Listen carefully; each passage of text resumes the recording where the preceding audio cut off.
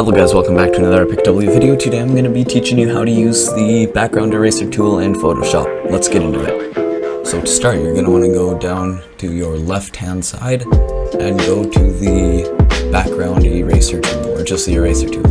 Then you right click on it, go to background eraser, and it will delete any related color. So I have a ladder here. I'm just going to remove, just click on all of the green.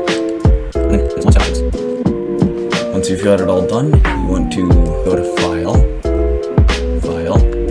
Save As, and make sure you choose GIF or what other transparent ones there are. So I like to use GIF, so I'll just do ladder, GIF, and then save.